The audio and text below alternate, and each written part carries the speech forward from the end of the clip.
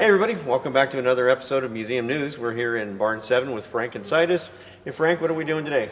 Today we're putting the brake lines on the trucks to get the cylinders connected together so we can put air on them and actually test them.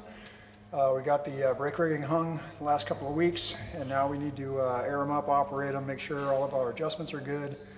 Once that's done, then we get to roll them over the pit and do all the underneath stuff and just make sure everything's tight and cotter pinned and whatnot. And so just, step by step by step. Okay, and then after that, what? Reinstallation? Well, they'll get cleaned up again and painted before they go under. And once that happens, then that thing is basically ready to roll. So it's just a matter of all the little stuff now. We're here most Saturdays, just coming out to Barn 7 and say you want to get dirty. I mean, look how we get the dress, so it's great. We welcome anybody, no experience needed. And if you want to learn how to run these things, come on out. Thanks for talking to us. All righty, well, thanks for coming out. So hey everybody, we're here in the machine shop again with Jim. So Jim, what is happening today? What are we looking at here? Well, this is the wedge from Emma, Nevada. And Jeff is setting up right here because we're going to be putting the key slot in here.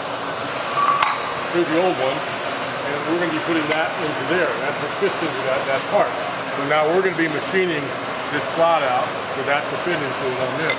And we're working on the Lucas horizontal boring mill to make the tool holder to hold the tool to do this right now. And then how many of these do we have to do? Yeah, what, 6 of them, don't we? 12 of them.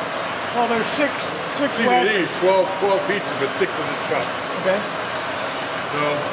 So that's a new setup that we're doing now. We're going to be getting that running here hopefully pretty soon. Over here, Eric, who's a new volunteer here. And, Hi, Eric. And he's coming in, and right now he's sharpening drills. All the drills we have so many dull drills. So he's over here today sharpening drills, and he's doing a fantastic job. He's getting the angles correct. So now we're going to have drills that will actually cut metal.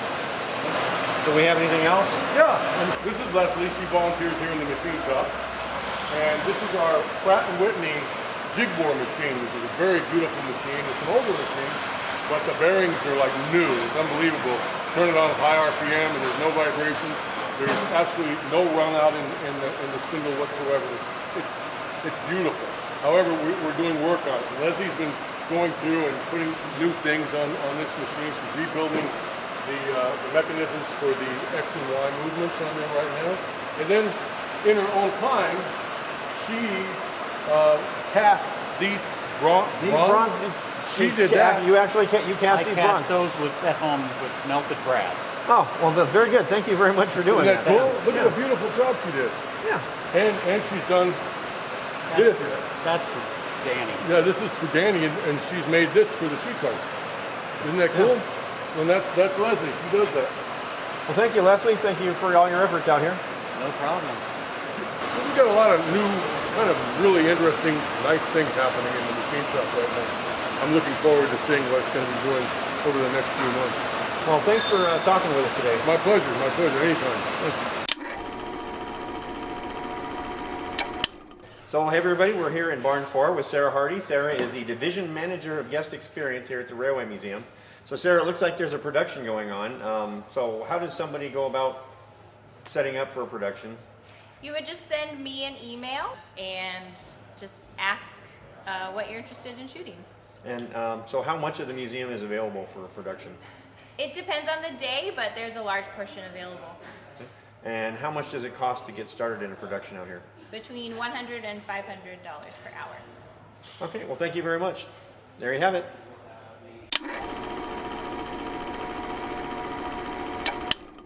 So hey everybody, we're here in Grizzly Flats with John LaPrince. Yes. John, so what are we standing next to? We're standing next to a lantern exhibit. Okay, so can you tell us what's with these colored, what are these different colored lanterns? What do they mean?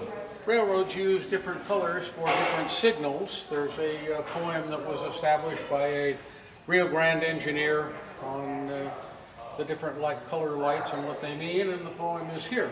The blue light marks a crippled car, the yellow signals slow, the red light is the danger light, the green light let her go. It's an adaptation from a poem he did, and that basically identifies But a blue light is an absolute light, goes with a blue flag. Yellow, caution, basically indicates something's going on up ahead, slow down. Red, used as a common signal for stop, would be carried by a brakeman. The green, proceed, or in some cases could be used for flag stop. If you were at a station, put out a green lantern and they would stop for a passenger, that type of thing. So it's a display that's been here for about a year. So can anybody come back here and see this? Well, yes, it's available to wander through and have a look. There's some information on burning fluids down there, which very often is overlooked in the nature of lanterns. Well, thank you for your time, John. You're welcome.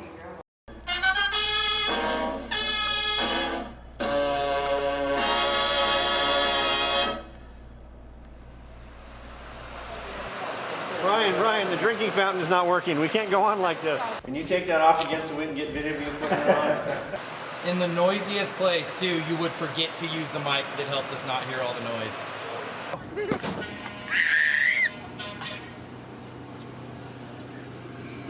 noise.